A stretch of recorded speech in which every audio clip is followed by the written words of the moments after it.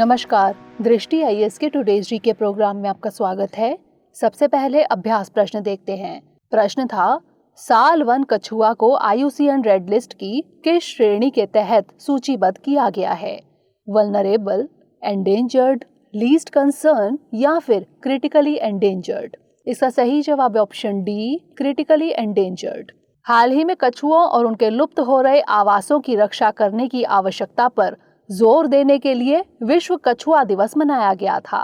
साल 1 कछुआ को एलोगांटा कछुआ या इंडोटेस्टुडो एलोगांटा के नाम से भी जाना जाता है। यह पूर्वी एवं उत्तरी भारत और दक्षिण पूर्व एशिया में व्यापक रूप से पाया जाता है। IUCN रेड लिस्ट में यह क्रिटिकली एंडेंजर्ड श्रेणी में शामिल है। तो इस तरह इस प्रश्न का सही जवाब है ऑप्शन डी, क्रिटिकली एंडेंजर्ड। आज के सेशन का पहला प्रश्न है, बाजरे की फसल की विशेषता है या फिर है? 1. पोषक तत्वों से भरपूर, 2. सूखा सहिष्णुता, 3. जलवायु परिवर्तन के प्रति लचीलापन। दिए गए कूटों में से सही उत्तर चुनिए। केवल 1 और 2, केवल 1 और 3, केवल 2 और 3 या फिर 1, 2 और 3? इसका सही जवाब है ऑप्शन डी, 1, 2 और 3। यानी बाजरे की फसल की ये सभी विशेषताएं हैं। केरल में बाजरा की खेती का लगातार विस्तार हो रहा है। बाजरा प्रोटीन, फाइबर, खनिज, लौह, कैल्शियम का एक समृद्ध स्रोत है और इसमें कम ग्लाइसेमिक इंडेक्स होता है। यह अपने पोषक तत्वों से भरपूर सामग्री, सूखा सहिष्णुता और जलवायु परिवर्तन के प्रति लचीलापन आदि के लिए जाना जाता है। इसलिए विकल्प डी सही है।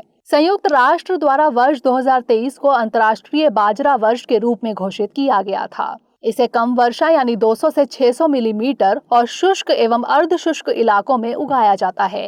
भारत विश्व स्तर पर बाजरा का 5वां सबसे बड़ा निर्यातक है। तो इस तरह इस प्रश्न का सही जवाब है ऑप्शन डी, 1, 2 और 3।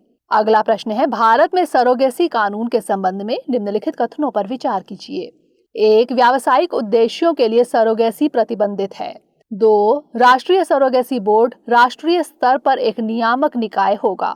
उपर्युक्त में से कौन सा यहाँ से कथन सही है या फिर है?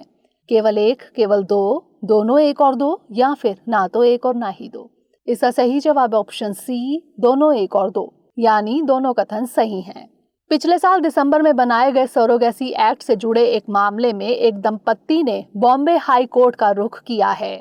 सरोगेसी की अनुमति केवल परोपकारी उद्देश्यों के लिए या उन जोड़ों के लिए है जो सिद्ध बांझपन या किसी अन्य संबंधित बीमारी से पीड़ित हैं। बिक्री, वेश्यावृत्ति या शोषण के किसी अन्य रूप सहित व्यावसायिक उद्देश्यों के लिए सरोगेसी निषिद्ध है। इसलिए कथन 1 सही है। राष्ट्रीय सरोगेसी बोर्ड यानी NSB राष्ट्रीय स्तर पर एक नियामक निकाय होगा। इसलिए कथन 2 भी सही है। तो इस तरह इस प्रश्न का सही जवाब है ऑप्शन सी, दोनों 1 और 2। अगला प्रश्न है, वेस्ट नाइल वायरस के संबंध में निम्नलिखित कथनों पर विचार कीजिए। 1. यह एक मच्छर जनित सिंगल स्ट्रेन DNA वायरस है। 2. इस वायरस को सबसे पहले 1937 में युगांडा में पहचाना गया था। उपर्युक्त में से कौन सा यहाँ से कथन सही है या फिर है? केवल 1, केवल 2, दोनों 1 और 2 या फिर ना तो 1 और ना ही 2? इसका सही जवाब है ऑप्शन बी, केवल 2। वेस्ट नाइल वायरस के कारण त्रिशूर के एक 47 वर्षीय व्यक्ति की मौत के बाद केरल स्वास्थ्य विभाग अलर्ट पर है। वेस्ट नाइल वायरस एक मच्छर जनित सिंगल स्ट्रेन RNA वायरस है। इसलिए कथन 1 सही नहीं है। यह फ्लेवीवायरस जीनस का सदस्य है और फ्लेविविरिडे परिवार से जापानी एंसेफ्लाइटिस एंटीजेनिक कॉम्प्लेक्स से संबंधित है। मच्छरों की क्यूलेक्स प्रजाति संचरण के लिए प्रमुख वाहक के रूप में कार्य करती है। यह संक्रमित मच्छरों द्वारा पक्षियों सहित मनुष्यों एवं जानवरों में फैलता है। 1937 में युगांडा के वेस्ट नाइल जिले की एक महिला में पहली बार इस वायरस को आइसोलेट किया गया था। इसलिए कथन 2 सही है। तो इस तरह इस प्रश्न का सही जवाब ऑप्शन बी, केवल 2। अगला प्रश्न है, सार्वजनिक रोजगार में आरक्षण का प्रावधान संविधान के किस अनुच्छेद के तहत किया गया है? अनुच्छेद 15(4), अनुच्छेद 15(5), अनुच्छेद 16(4) या फिर अनुच्छेद 16(5)? इसका सही जवाब है ऑप्शन सी, अनुच्छेद 16(4). भारत के संविधान के अनुच्छेद 16(1) में सार्वजनिक रोजगार में अवसर की समानता का उल्लेख किया गया है। अनुच्छेद 16(4) सरकार को समाज के सामाजिक और शैक्षिक रूप से पिछड़े वर्गों के लिए आरक्षण प्रदान करने पर विचार करने का विवेक प्रदान करता है। इसलिए विकल्प सी सही है। संविधान के अनुच्छेद 16(4) के तहत आरक्षण कोई मौलिक अधिकार नहीं है। तो इस तरह इस प्रश्न का सही जवाब है ऑप्शन सी, अनुच्छेद 16(4). अगला प्रश्न है, जल जीवन मिशन किस मंत्रालय के अंतर्गत आता है? ग्रामीण विकास मंत्रालय, स्वास्थ्य और परिवार कल्याण मंत्रालय, आवास और शहरी मामलों के मंत्रालय या फिर जल शक्ति मंत्रालय? इसका सही जवाब है ऑप्शन डी, जल शक्ति मंत्रालय। जल जीवन मिशन के तहत अब 50% ग्रामीण परिवारों के पास अब अपने परिसर में नल के पानी के कनेक्शन हैं। हर घर जल केंद्र सरकार का एक प्रमुख कार्यक्रम है। इसे जल शक्ति मंत्रालय के तहत जल जीवन मिशन द्वारा कार्यान्वित किया जा रहा है, इसलिए विकल्प डी सही है। इसका उद्देश्य 2024 तक हर ग्रामीण घर में नल के पानी का कनेक्शन सुनिश्चित करना है। तो इस तरह इस प्रश्न का सही जवाब है ऑप्शन डी, जल शक्ति मंत्रालय। अगला प्रश्न है, मणिपुर के संबंध में निम्नलिखित कथनों पर विचार कीजिए। 1. बराक नदी मणिपुर के पूर्व में बहती है। 2. यह 3 भारतीय राज्यों और बांग्लादेश के साथ सीमा साझा करता है। उपयुक्त कथनों में से कौन सा यहाँ से सही है या फिर है? केवल 1, केवल 2, दोनों 1 और 2 या फिर ना तो 1 और ना ही 2? इसका सही जवाब है ऑप्शन डी, ना तो 1 और ना ही 2, यानी दोनों कथन गलत हैं। मणिपुर में एक संदिग्ध इम्प्रोवाइज्ड एक्सप्लोसिव डिवाइस में विस्फोट होने की घटना दर्ज की गई है। मणिपुर देश के पूर्वोत्तर भाग में स्थित एक राज्य है। इसकी सीमा उत्तर में नागालैंड, पश्चिम में असम और दक्षिण पश्चिम में मिजोरम और दक्षिण और पूर्व में म्यांमार से लगती है, इसलिए कथन 2 सही नहीं है। इसकी मुख्य भौतिक विशेषता लोकटक झील है। पश्चिम में सूरमा नदी, जिसे मणिपुर में बराक नदी के नाम से जाना जाता है, ने पश्चिम मणिपुर की पहाड़ियों के माध्यम से एक संकरी खड़ी किनारे वाली घाटी को काट दिया है, इसलिए कथन 1 सही नहीं है। तो इस तरह इस प्रश्न का सही जवाब है ऑप्शन डी, ना तो 1 और ना ही 2। अगला प्रश्न है, मिताली एक्सप्रेस और मैत्री एक्सप्रेस किन देशों के बीच रेलवे लिंक है? भारत और नेपाल, भारत और भूटान, भारत और म्यांमार या फिर भारत और बांग्लादेश? इसका सही जवाब है ऑप्शन डी, भारत और बांग्लादेश। हाल ही में ढाका और कोलकाता के बीच मैत्री एक्सप्रेस ट्रेन सेवा ढाका छावनी रेलवे स्टेशन से फिर से शुरू हो गई। एक अन्य ट्रेन सेवा बंधन एक्सप्रेस है, जो बांग्लादेश के दक्षिण पश्चिमी खुलना और कोलकाता भारत रूट के बीच चलती है। तीसरी सेवा के रूप में मिताली एक्सप्रेस 1 जून को पश्चिम बंगाल के उत्तरी न्यू जलपाईगुड़ी और ढाका के बीच चलने की उम्मीद है। तो इस तरह इस प्रश्न का सही जवाब है ऑप्शन डी, भारत और बांग्लादेश। अगला प्रश्न है, भारत में मानसून की शुरुआत के संबंध में निम्नलिखित कथनों पर विचार कीजिए। 1. मानसून की अरब सागर और बंगाल की खाड़ी की शाखाएं गंगा के मैदानों के उत्तर पूर्वी भाग में विलीन हो जाती हैं। 2. दिल्ली में आमतौर पर जून के अंत तक बंगाल की खाड़ी की शाखा से मानसून की बारिश होती है। दिए गए कथनों में से कौन सा यहाँ से सही नहीं है या फिर है? केवल 1, केवल 2, दोनों 1 और 2 या फिर ना तो 1 और ना ही 2? इसका सही जवाब है ऑप्शन ए, केवल 1, यानी दूसरा कथन सही है और पहला गलत है। दक्षिण पश्चिम मानसून 1 जून की अपनी सामान्य शुरुआत की तारीख से 3 दिन पहले केरल में पहुंच गया है। आमतौर पर मानसून जून के पहले सप्ताह तक भारतीय प्रायद्वीप के दक्षिणी सिरे पर पहुंच जाता है।